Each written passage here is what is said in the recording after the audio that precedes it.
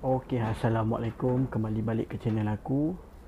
Okey, untuk video aku kali ni kita sambung tentang Piala Dunia. Okey, Piala Dunia 1954, di mana ini adalah edisi kelima Piala Dunia yang diadakan dalam sejarah.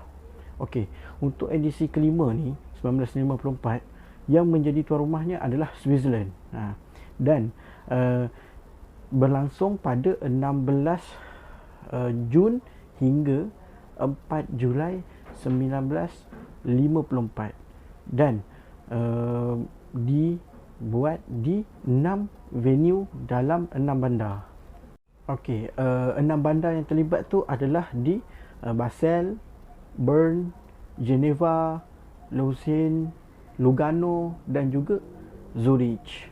Di Basel, stadium yang digunakan adalah Stadium Saint Jacob yang boleh memuatkan 51,500 orang.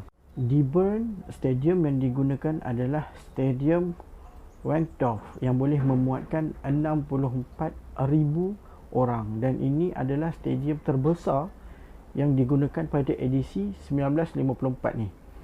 Di Geneva pula, stadium yang digunakan adalah Stadium Chamel yang boleh memuatkan 9,250 orang, dan ini adalah stadium terkecil yang digunakan pada edisi kali ini.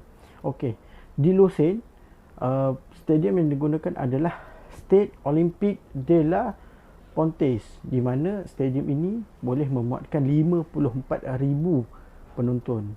Di Lugano, stadium yang digunakan adalah Stadium Carnaredo yang boleh memuatkan 15,000 orang. Manakala di Zurich, stadium yang digunakan adalah Stadium Hartturm yang mana boleh memuatkan 27,500 orang. Untuk tahun 1954 ni, edisi kelima, ada 39 pasukan yang menyertai Piala Dunia kali ni. Bukan menyertai Piala Dunia lah, tapi menyertai pusingan awal kelayakan, di mana 30 daripada 39 ni, orang kata hanya 2 je yang ke peringkat akhir terlebih dahulu, iaitu tuan rumah Switzerland dan juga juara bertahan Uruguay.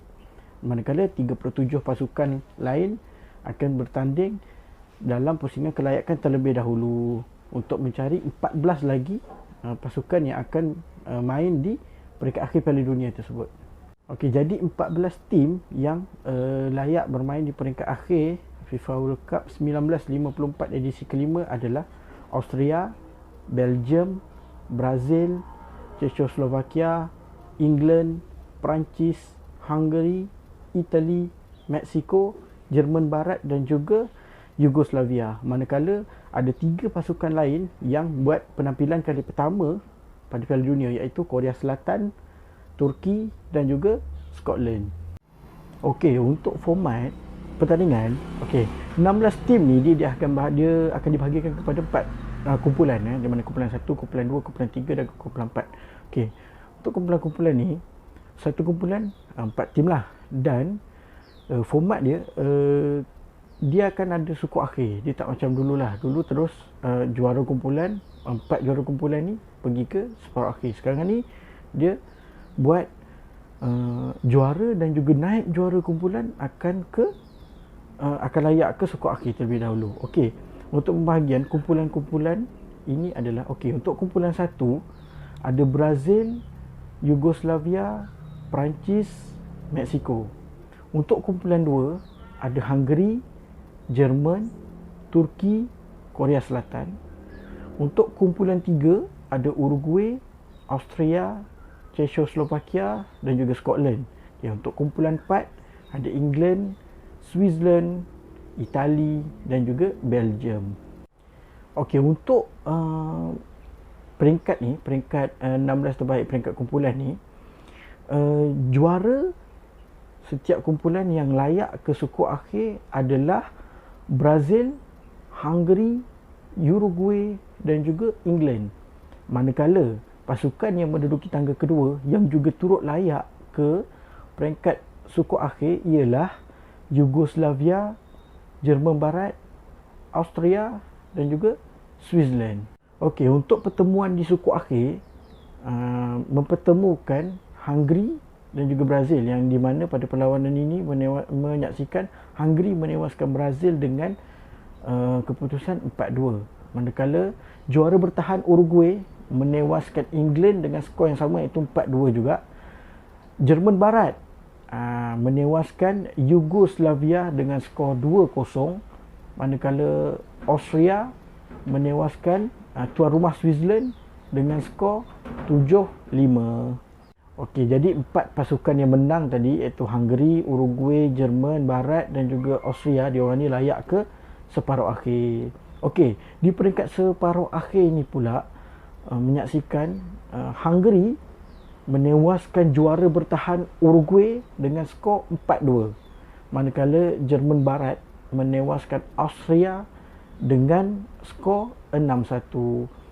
Jadi pemenang di peringkat separuh akhir ni akan layak ke peringkat akhir, manakala yang dua pasukan yang kalah tu akan menentukan tempat ketiga dan keempat. Jadi dua pasukan yang kalah, Austria dan juga Uruguay ni, mereka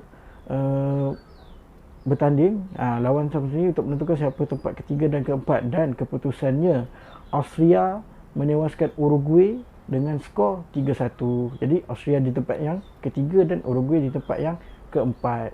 Okey, final. Orang kata ni perlawanan ulangan untuk group stage. Di mana pada group stage Jerman Barat dan juga Hungary ni dia duduk dalam satu kumpulan, dan pada pertemuan di group stage ni Hungary menewaskan Jerman Barat 8-3. So, ini adalah pertemuan kedua dalam edisi yang sama. Jadi, pada final ni mempertemukan sekali lagi Jerman Barat dan juga Hungary. Jadi, untuk final ini Jerman Barat menewaskan Hungary dengan skor 3-2. Jadi, Jerman Barat adalah juara baru untuk FIFA World Cup 1950. Yalah, kalau kita tengok 4 edisi sebelum ni kan, Uruguay menang 2 kali, Itali menang 2 kali. Okey, untuk anugerah penjaring terbanyak kejohanan pada edisi ni, pemain yang menjadi penjaring terbanyak adalah pemain daripada Hungary, iaitu Sandor Kocsis, yang menjaringkan 11 gol dalam tamasya ni. Sandor Kocsis ni dia menjaringkan hat-trick ketika pasukan dia Hungary menewaskan Korea Selatan 9-0. Dia menjaringkan 4 gol ketika pasukan dia Hungary ni menewaskan Jerman Barat dalam group stage. Group stage ni dia menang ke atas Jerman Barat 8-3.